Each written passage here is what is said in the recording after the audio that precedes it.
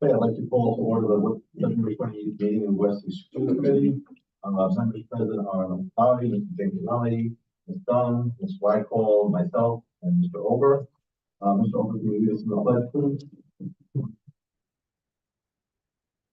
I allegiance to the flag of the United States of America and to the republic for which it stands, one nation, under God, indivisible, with liberty and justice for all. Bobby, you want the lesson for schools complete? Certainly, to create an inspiring, challenging, and supportive environment where students are encouraged and assisted in reaching their highest potential. Item on the agenda is 24-25 budget approval.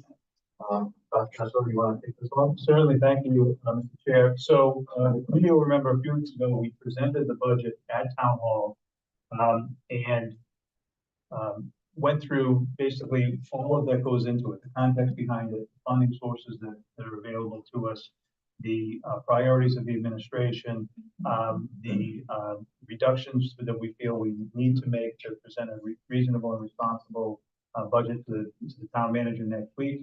And we left that meeting with a direction to Cindy to compile the budget book, which was in the folder that you had. We wanted to give you time to review that, to kind of chew on any questions that you might have, with the understanding that we reconvene prior to March 1st to take a final vote before moving it over to Town Hall. So that's the purpose of why we are here. The slides are all available here. Cindy again has the reports that we used.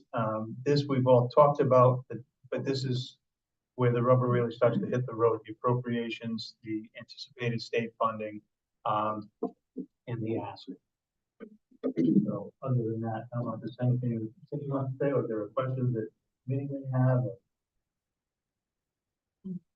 So I guess what we'll do is we'll take a motion in a second, and then we'll have discussion. So I'll seek a motion to approve this 24-25 superintendent's budget. Second. Discussion. Nobody want to kick off the discussion on this? On the slide, back to the slide with the staff reductions and then the slide after that. It's further up, I believe. Yeah. There we go. I'm wondering on these positions, how many of those 15 or so, and I get that not every single one of them is, you know, a full-time, that it could be a combined, but of these that are listed up here, how many are currently empty positions? Or I guess I could word it another way. And well, the drivers are, that would be a good example. We have budgeted for X number of drivers, but this year we know we've struggled to fill those. So that would be an example of a place where we haven't been able to fill them, and the director says, you know what, through reworking our routes and everything, I think going into next year we can get by without them. So they've sat empty, and now they're coming out of the budget. okay, good. Because I know that was something last year that we kind of went through, and I had asked about looking at positions that were empty, and obviously we don't want to eliminate anything that we're really hoping and needing to fill. So only the bus drivers are? Well, I use that as an example. Okay. So we want to be right. So the bus drivers, the bus monitors, The behavior specialists. the behavior specialists. Yeah, okay. Let's see if there's something on the next. Those are different. So those would be the only ones. Okay. And then looking at the classroom teachers. And the technology teacher Technology teacher, that's an empty spot too. will be empty. Okay. That's not coming from the left. Correct. So that's not. So the technology teacher at the bottom, it's due to her retirement. Okay. So it's currently filled. Going into next year, we feel that we can do without the position. Okay.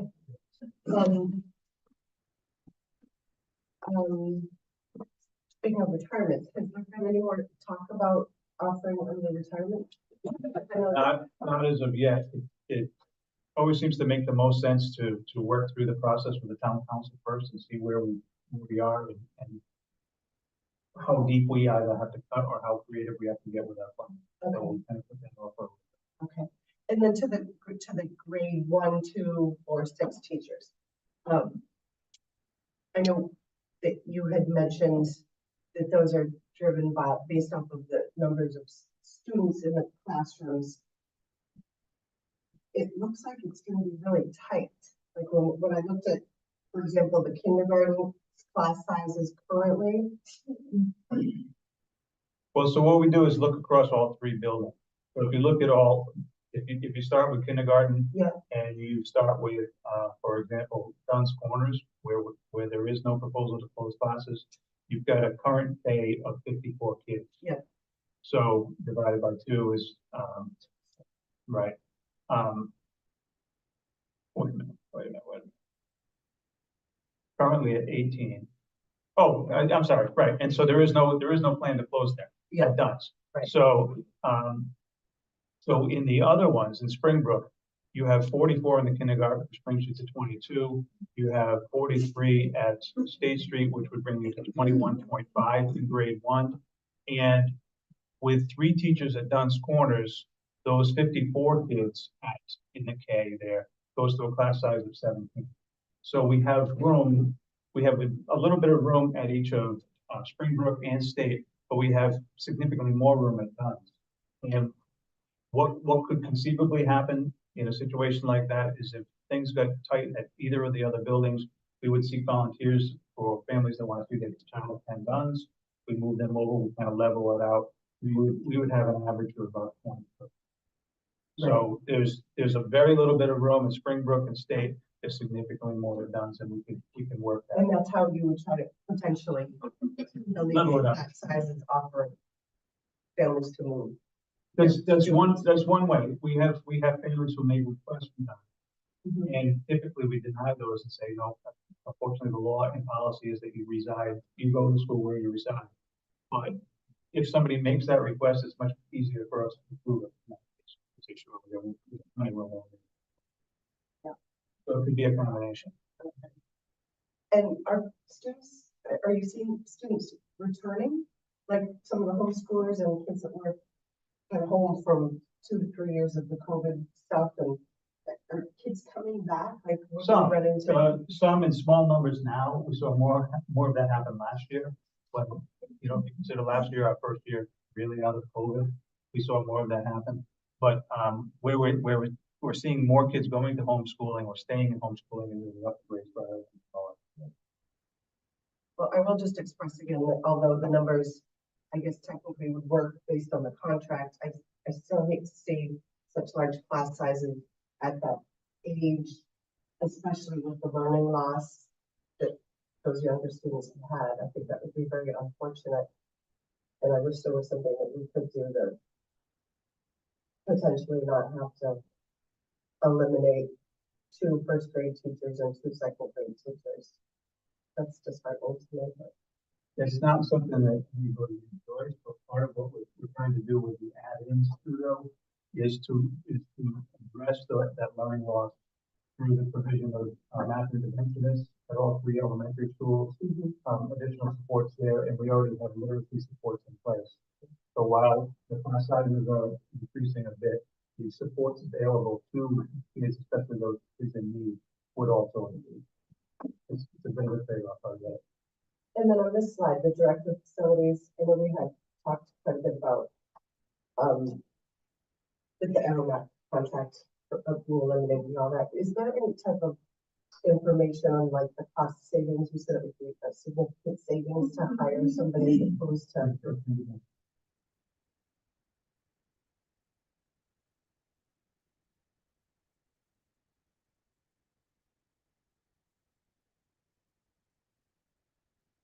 It was approximately $100,000.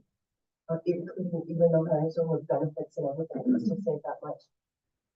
Right, so you would hire the director of facilities, you do have a temporary manager, assistant now, who is at a lower cost than the previous employee, so we generate some savings there.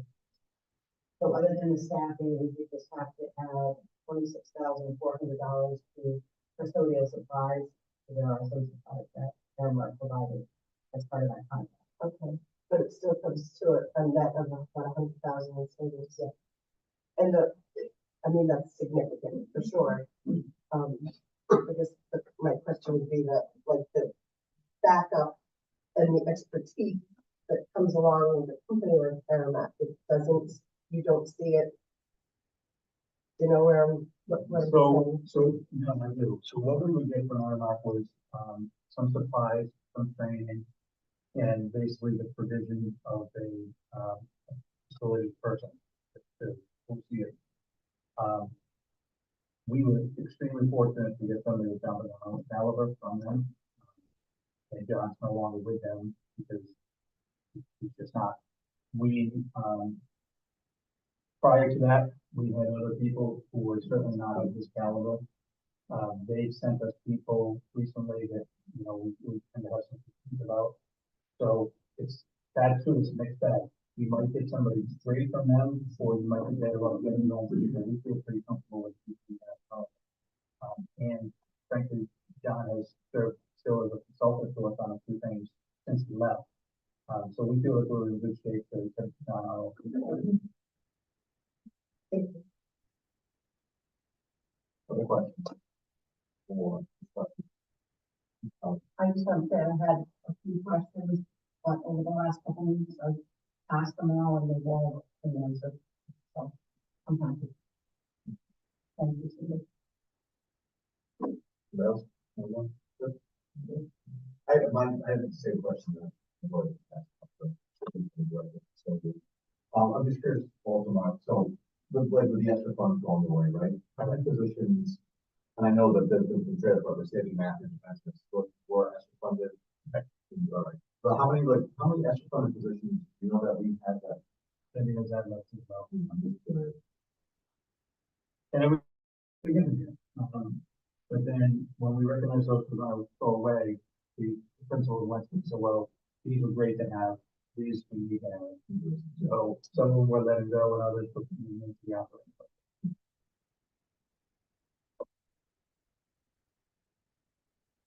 And we talked about how, it was students that we were always looking, you know, Mark and Cindy, always looking at that as temporary funding, because as you mentioned, other districts have not done that, and now they're scrambling, so understand that from day one, it was not per se.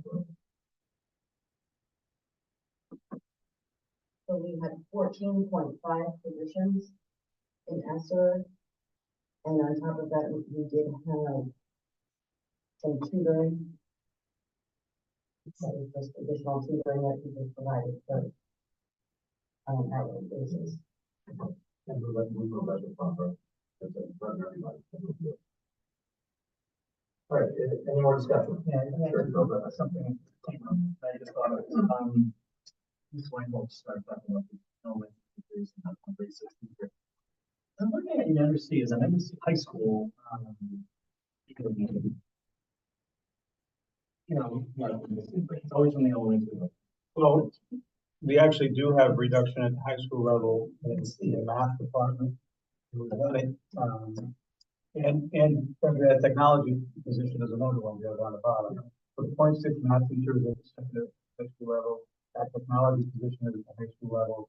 We have had, over the years, a number of reductions that have come from the high school, but, you know, it's obviously the high school is a bit of a different animal in terms of what we need to be able to offer. It's not just, you know, third grade or fourth grade. It's all the electives, it's the career and technical programming. This is when kids are starting to really figure out where they want to go with their life. So it is a different animal. But there have been reductions to high school every year. But losing a content for teacher, oh yeah, again, it's not something we take lightly. We just hope that if we can gain the support of the town council to fund even this, what we consider very reasonable request, that would be terrific. If we can't, we're going to have that much deeper and take cuts in those positions that the principals have identified. All of this will go away as well. Can you repeat that? We have what we consider a very small request in town council. We know there are members of the town council who feel that the school should be again level funded. If they in fact do that and don't help us through this period of coming out of the ESSER funds and making our adjustments, in addition to the cuts that you see here, these would have to go away as well. What's that have? And it's my hope, especially with all the talk of the need for mental health supports in the community, and that these are kids coming out of COVID, that the council will recognize that this is a very responsible request, that these are priorities, and we can work to do this. We absolutely get when a council and others talk about in face of declining enrollment, we have to make adjustments, but we can't do it overnight. We continue to do it at a rate that we feel that we can. And our population is supposed to level off in 2026. And if, the 7,500 units are built on the golf course, we'll have next year coming in. But this is where we are now. Martha, what was that over the 6 years, like 70 something people? Like 2 years? 75,000. That's really. And we're also facing the reduction of the state contribution, Correct.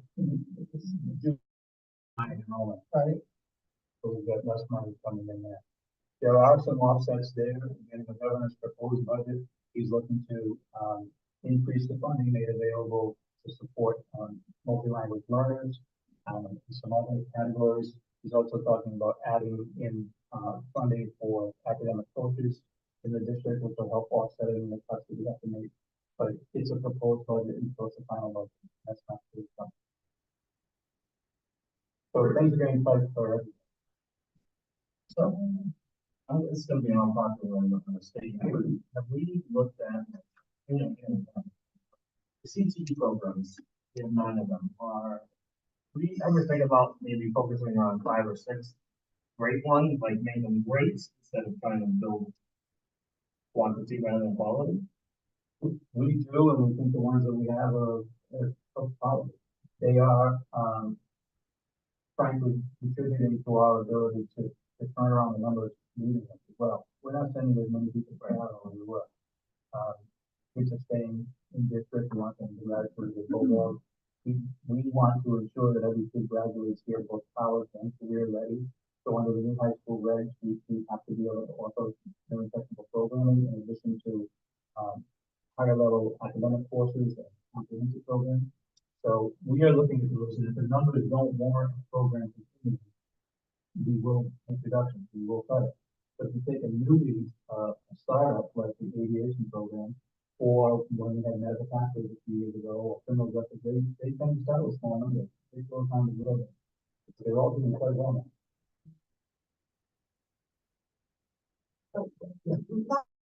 We were going through it sort of like line by line, and we had taught, and I can't remember the title of the position, but it might have been curriculum leads or something, but there was a particular position that we had all talked about, and I think voted on eliminating like 3 of the positions as opposed to eliminating classroom.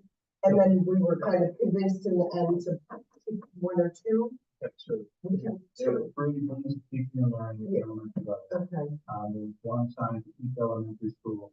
The decision was to keep 2 and reduce by 1.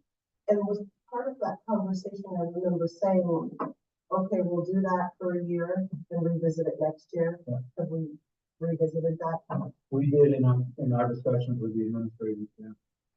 They feel that that's in light of all the expectations that are placed on principals, instructional leadership, evaluation, managing common planning time, providing support to teachers.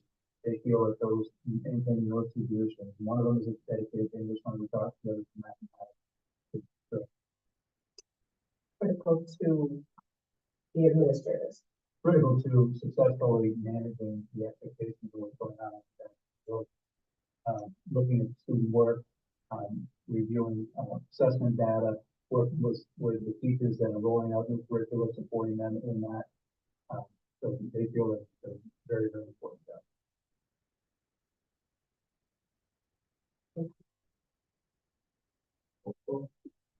Question? Or do you know what some of the different routes are coming in? Sunflower. No, I see them show up in the newspaper as they happen. I don't think there's one that's under two. I know, of course, everybody's choosing the higher, you know. Yeah. 6%. Take that down. But yeah, everybody is higher, so I think we're like, The cost of doing business, we all know, increases. Just keeping the lights on, running the buses, and paying contractual obligations. Teachers have a contract, bus drivers have contract, we all have contracts, all of that comes at a cost. And again, we do recognize that we have to be, prudent and run a lean machine there in the face of declining enrollment. But we can't just flip the switch and do that, so. We're still in the process, but again, as Ms. Bowdy pointed out, since 2019's budget, we've eliminated 76 years, 75.6 productivity. I have a question. Speaking of contractual obligations, we have a high level administrator contract coming up in June of 24. And is that contract something that this district would definitely seek to renew, continue? I don't know. Assistant superintendent contract, is that? Oh, we would absolutely go to that, yeah, we're kind of, into that. Absolutely. any other questions, or comments? All right, so we have a motion on the floor, we can do a full vote, so we're clear on it. So this reflection on the board. Ms. Bowden. Yes. Mr. Allen. Yes. Ms. Dunn. Yes. Ms. White. Yes. Yes. Mr. Ogle. Yes. Mr. Motion passes. So next, if you have the public to know this for, next, beginning next week. For March 4th, so since the budget book is completed, it's currently superintendent proposed. It will now be full committee. And when is our meeting with the finance? Yeah, I guess. It's 21st. Yes. Yeah, 19th and the 21st. The 19th is the town and where this. I think we're. Oh, I don't know. The 19th and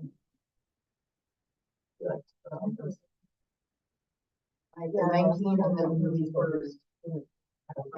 From both school, yeah. With the 19th and the 21st. Yeah, so motion to adjourn. Second. Over. All in favor?